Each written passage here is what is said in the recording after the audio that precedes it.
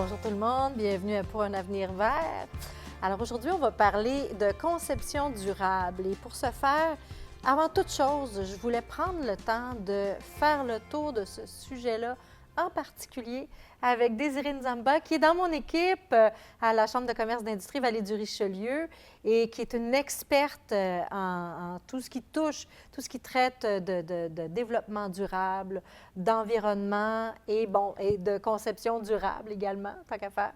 Je voulais parler avec toi, Désirée, pour que tu m'expliques qu'est-ce que c'est que l'éco-conception. Dans le fond, je vais un peu démystifier ce sujet. On entend beaucoup parler ces derniers temps. C'est vraiment l'éco-conception. Oui. Donc, l'éco-conception, c'est une démarche de conception, comme on le dit, qui permet de créer un produit qui va autant assurer sa fonction première, mais la différence, c'est que dans toute l'étape de création, il y a les impacts environnementaux qui ont été pris en compte. Donc, je vais plus Un exemple spécifier. peut-être, oui, ou spécifique. Oui, Oui. mettons, un produit, bien, il part par l'extraction de matières premières. Oui. Donc, on fait une extraction de matières premières, il y a tout ce qui est transformation pour la fabrication, où on utilise de l'eau, de l'énergie, etc. Ensuite, on l'emmène à un client, un consommateur. Donc, toute cette étape-là, il y a le transport, il y a la logistique, il y a l'emballage. Après, le consommateur, il va l'utiliser, puis il va le jeter et ensuite, il faut gérer ce produit-là en fin de vie. OK. Mais l'éco-conception va prendre en compte chacune de ces étapes-là pour s'assurer que le produit va générer le moins d'impact environnemental à chacune de ces étapes. C'est ça qui est vraiment exceptionnel, je le dirais, parce que avant même que tu puisses avoir le produit dans tes mains, ben, tout a déjà été pensé afin qu'il soit moins nocif et néfaste pour l'environnement. Donc, c'est ça le principe d'éco-conception. OK. Puis si on pensait de cette façon-là maintenant à l'avenir pour tout ce qu'on lance sur le marché, si on avait une réflexion dès le départ, est-ce que ça viendrait contribuer justement à réduire l'utilisation d'emballages à usage unique? Bien, c'est sûr que oui. Oui. C'est vraiment sûr que oui. Ce qui est même bien en ce moment, c'est qu'il y a la Fondation québécoise de développement durable qui offre même une subvention en éco-emballage pour accompagner justement ces entreprises-là à créer des produits qui vont induire moins d'impact sur l'environnement. Imaginons un sac plastique tout simple pour des Publisacs. Oui. Je prends l'exemple Qui plus sont rapide. plus sur le marché.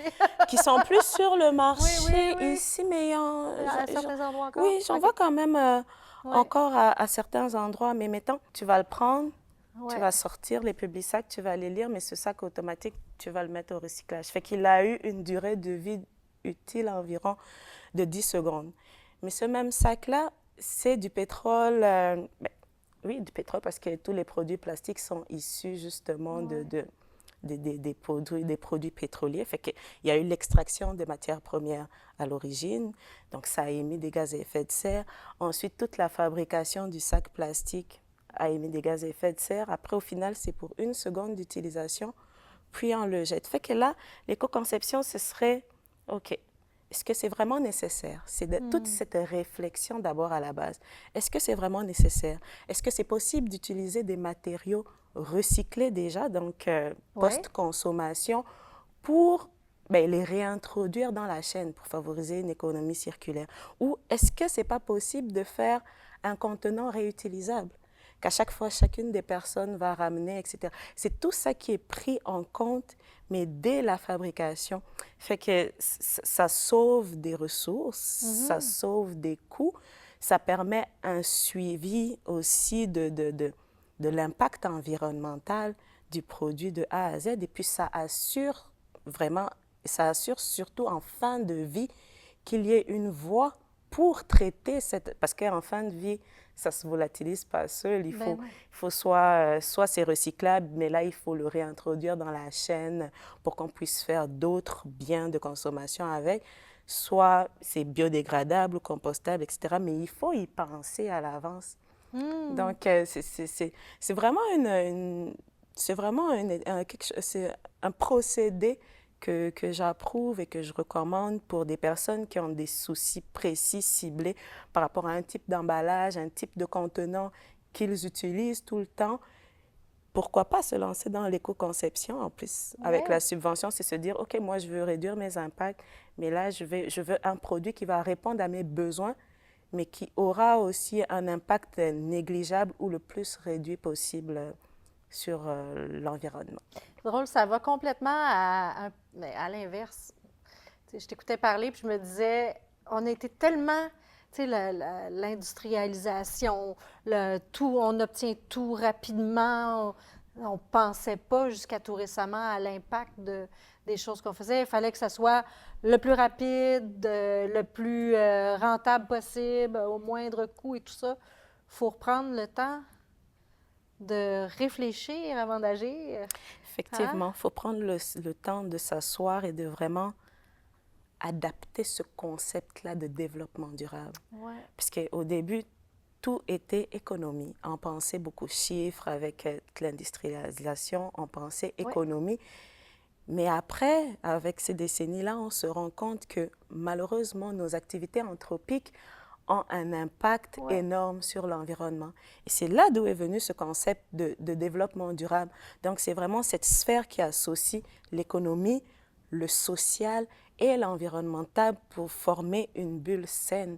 Donc, c'est pas vrai, de mon point de vue, c'est pas vrai que juste en pensant à l'économie, on peut avoir une business ou une affaire pérenne.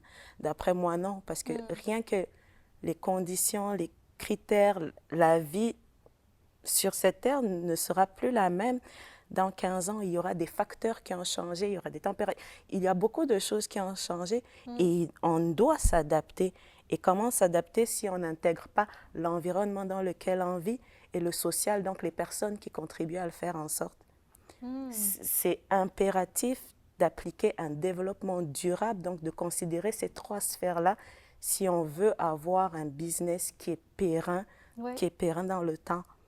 Mais Désirée, quand tu parles de tout ça, tu sais, de réfléchir avant de produire, qu'est-ce qu'on fait si on est pris, là? On est pris avec, je veux dire, n'importe quoi, là, chez moi. Mettons, ma cuisine ou ma salle de bain ne me plaît pas, là.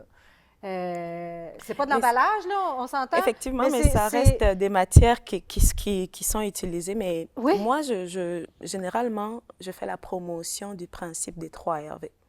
Donc, qui est de réduire, réutiliser, recycler et valoriser. C'est vraiment un principe hiérarchique. Donc, la première question qu'on se pose, c'est qu'est-ce que j'ai en place? Si on peut l'appeler bilan, moi je dis toujours bilan. Qu'est-ce que j'ai sur place? Est-ce que ça assure encore ses fonctions? Qu'est-ce qui est bien? Qu'est-ce qui n'est pas bien? Ça, c'est vraiment la partie je repense. Ensuite, il y a la partie je réduis. Si j'ai mes caissons ou mes bâtons qui sont encore utilisables, qu'on peut valoriser et repeindre, je vais garder ce qui n'est pas bien et puis je vais enlever. Tu vas garder ce qui est bien, puis tu vas enlever je vais garder ce qui est bien, effectivement, et puis je vais enlever ce qui n'est pas bien et essayer de les disposer dans une place adéquate pour d'autres utilisations. Ça rentre dans la réduction et le réemploi de certains matériels qui sont encore bien. Et ensuite, il y a beaucoup de produits, justement, issus de l'éco-conception qui sont faits à partir de matières post-consommation, donc à partir des matériaux recyclés. Mais là, c'est tout... Vu que c'est recyclé, ça veut dire que ça a déjà été utilisé. Ça a déjà eu une vie. C'est ça, ça a déjà eu une vie. Mais là, on le réinjecte seulement dans la chaîne. Donc, ça participe à la circularisation des matières. Et on n'a pas besoin d'aller piger d'autres ressources premières encore pour préparer ces matières-là. Donc là, c'est le recyclage, la revalorisation. La dernière étape, c'est la valorisation. Maintenant, OK, si on ne peut pas, qu'on n'a pas le choix, mais comment faire pour que ces matières ne se retrouvent pas à l'enfouissement? Et là, ça va rejoindre un sujet qu'on avait discuté, un sujet qu'on avait déjà discuté, donc l'économie circulaire. Mais là, est-ce que ces matières-là peuvent être les matières premières d'une autre entreprise qui va les réutiliser pour fabriquer autre chose? Donc, c'est vraiment par étapes. Toujours d'avoir une réflexion. Si ce n'est pas nécessaire, je ne l'utilise pas parce que le déchet on ne produit pas le déchet si on ne l'a pas utilisé à faire. Fait que c'est repenser. Ensuite, garder ce qui est encore bon, remplacer le reste et valoriser. Donc, il n'y a pas de bonne méthode ou de mauvaise méthode, c'est seulement se questionner. C'est quoi ma consommation?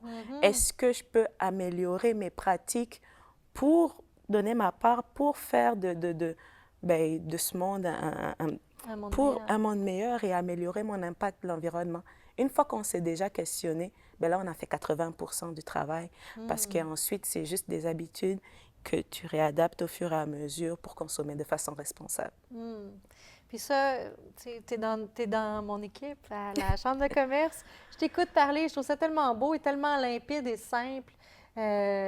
Comment on peut faire si on n'a pas de produit comme tel qu'on vend, mais qu'on veut appliquer ces principes-là? Est-ce que c'est possible de les appliquer à l'interne comme nous, au bureau? Est-ce qu'il y a des principes comme ça qu'on pourrait appliquer? Ou est-ce qu'on peut s'insérer? Tu sais, c'est un bureau, là. Est-ce qu'on peut s'insérer, s'intégrer dans une réflexion de cette nature-là? Oui, toujours, parce que, mettons, dans le bureau, il y a beaucoup d'affaires qu'on utilise pour les opérations. Oui. Je prends un exemple simple. On utilise beaucoup d'ordinateurs, on utilise beaucoup de bureaux. Pourquoi pas tout simplement en disant, ben là, je vais aménager mon bureau, ben je vais d'abord aller regarder qu'est-ce qu'il y a de seconde main. Donc, qu'est-ce qui a déjà été utilisé, qui a déjà servi, ben que je veux juste allonger la durée de vie utile. Mais là, on a déjà fait un acte. Le simple fait d'aller voir si on peut réparer un ordinateur avant d'acheter un nouveau, ben là, on a déjà fait un acte. Le simple fait de penser à est-ce qu'au lieu d'imprimer, ben, je ne vais pas emmener mon ordinateur à aller à une rencontre, on a déjà fait un acte de réduction à la source.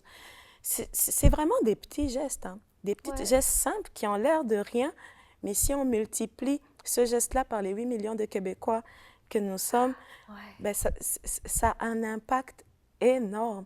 Donc, c'est vraiment à son niveau, voilà pourquoi ça part par un bilan. C'est se questionner déjà, ben, où est-ce que j'en suis? C'est quoi mes différents impacts? Et puis, une fois qu'on a nos impacts, c'est OK, qu'est-ce que je peux faire? Qu'est-ce que je suis prête à faire? Qu'est-ce que ça me prend? Donc, tout va vraiment de la tête, puis de la volonté aussi. Et de la volonté aussi, du cœur. Comme c'est beau. Je te remercie infiniment, Désirée. Merci de nous éduquer également, nous rendre meilleurs. Je pense que c'est ça la base aussi, si on veut s'améliorer. Bien, merci beaucoup. Puis on continue avec une belle entreprise de la région également qui a mis en place ces principes-là en amont de la production de ces beaux produits.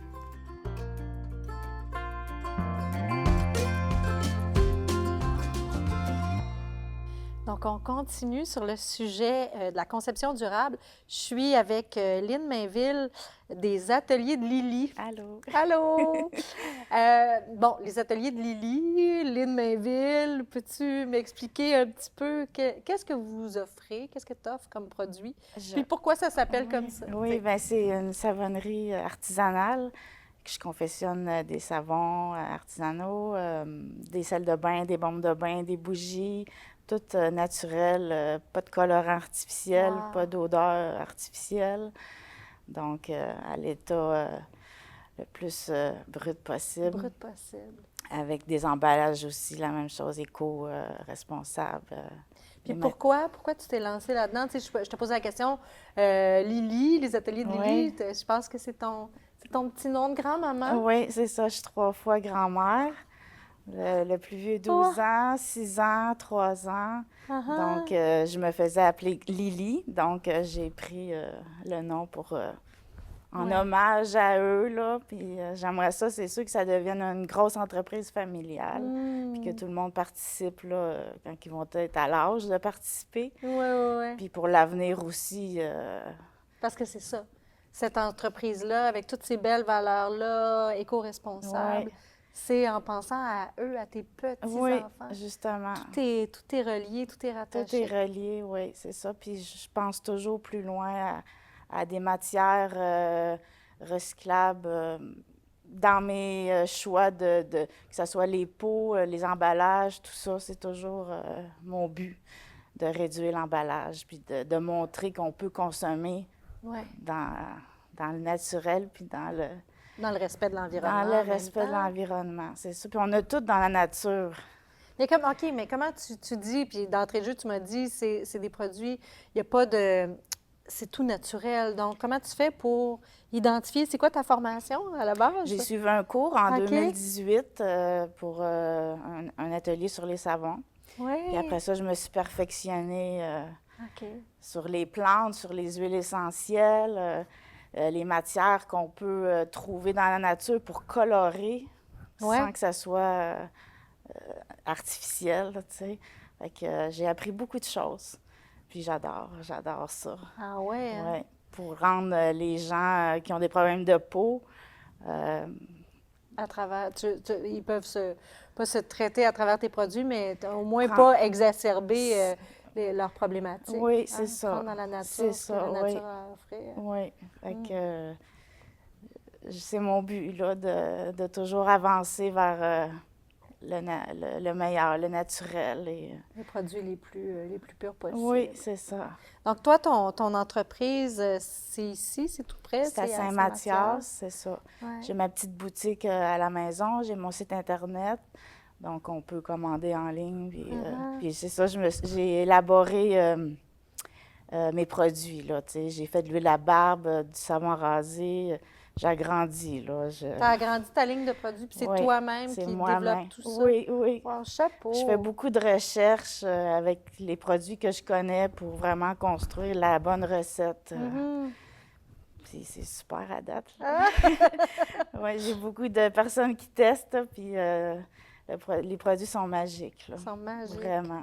Tu sais, tu parles de produits que tu développes toi-même avec des ingrédients, finalement, qui sont issus de la nature et tout ça. Quand tu t'approvisionnes, pardon, tu fais appel à des fournisseurs Oui, locaux? c'est ça, des fournisseurs que je choisis le plus possible au Québec. Ouais. Puis j'achète beaucoup en gros. OK. Donc, c'est aussi Une façon. une façon de faire pour l'environnement, donc Tout à c'est fait. ça. Ouais. Donc, le plus possible au Québec. OK. Ça, mais au Canada aussi. Oui, oui. Donc, Pour éviter que ça voyage à travers Oui, c'est ça. la Oui. planète, hein, pour Oui. réduire. Donc, quand tu vends tes produits, j'imagine, je connais déjà la réponse, mais j'imagine qu'il y a une attention toute particulière à l'emballage. À l'emballage. Par quoi tu remplaces les emballages qu'on est habitué de retrouver sur le marché, par exemple? Ben, j'utilise le plus du carton recyclé. OK. Le plastique, j'essaie le moins possible d'en prendre. Beaucoup de boîtes aluminium, là, des petits emballages. Ah, mais ça, c'est brillant, ça, des boîtes en aluminium Oui. qu'on qui peut sont- réutiliser par la oui. suite, puis on peut revenir, mettons? Oui, parce que je vends ça qu'on peut remplacer, qu'on peut acheter le même produit pour remettre dans la petite Oui, oui, boîte, oui. dans l'emballage. Ça, c'est Ouais. éventuellement les bougies que je veux faire ça. Puis OK. aussi des bougies avec des conserves recyclées aussi. Ah oui, des Avec cannes de Oui, conserve. tout beau, tout coquet, là. Ça s'en vient bientôt, là. OK. Fait que donc, moins possible d'acheter des pots en verre. Ah ouais. Le monde, c'est facile à acheter, là, quand Oui, même, là. oui, oui. Donc, Donc, la canne de conserve, dans le fond, elle peut être réutilisée. plusieurs Plusieurs fois. aussi. Oui, Ouais. également, c'est ça. OK. Tu sais, je vais faire fondre des bougies la même grosseur parce que comme ça, ils vont pouvoir rentrer. Ah, Ça va être... Tu continues C'est continuellement ça. à oui. améliorer Oui. ton produit. Et puis, ce que je vois aussi au niveau de l'engagement durable que tu as pris, c'est que tes produits, bon, sont issus de l'achat local, produits naturels, zéro déchet, tricotés à la main. Oui, j'ai Qu'est-ce ma que- belle-mère qui tricote en coton des gants qu'on peut mettre les savons dedans, qui fait exfoliant aussi, oui? pour les petits morceaux de savon. OK. Donc, on perd rien. Ah, Des serviettes, des petites lingettes démaquillantes aussi. Donc, OK. elle me tricote ça, là. Ça OK. fonctionne bien, là. On aime ça, acheter Ouais, hein. les matières comme ça, là. Puis, tes produits, à part de les retrouver en ligne, qui est peut-être qui est peut-être pas l'idéal non plus, hein, quand on commande en ligne. Oui, c'est assez mais difficile. on peut aller directement oui, chez vous, on peut sinon... aller chez moi. Sinon, j'ai à Saint-Jean une autre place que sont mes produits au Serre Marali. OK. Donc, on peut retrouver mes produits là. OK. Tranquillement, je vais... Tu es c'est beaucoup de travail, oui, donc je c'est ça, je fais tout toute Ouais. seule moi-même, les emballages, les étiquettes, Tout je fais toi-même. tout, oui, c'est ça. Ouais. Puis aussi, quand on me ramène le pot vide, bien, je fais un crédit aussi OK, c'est bon à sur savoir. le prochain achat. OK. Donc, c'est toutes des manières de recycler. Moi, je salue cette volonté, ce courage également, parce que Oui. se lancer en affaires, ça prend du Oui. courage, mais de le faire en ayant dès le départ en tête l'éco-conception Oui. des produits, je trouve ça, je salue vraiment Merci beaucoup. ton oui. implication pour le bien de la planète. Un gros merci, C'est vraiment. important, Vraiment. parce qu'il y a encore beaucoup, beaucoup de déchets Ouais. qui se jettent, là. Fait Que si on y pensait, même en amont, tu sais, avant de produire le produit en question, justement, lors de la toutes les conception, entreprises- Oui, ouais. c'est ça. Toutes les entreprises devraient penser à ça. ouais. Oui. Ben, je te remercie beaucoup. Ben, merci beaucoup à toi. C'est une belle découverte, Oui. vraiment. Puis nous, ben, on se retrouve à une prochaine émission.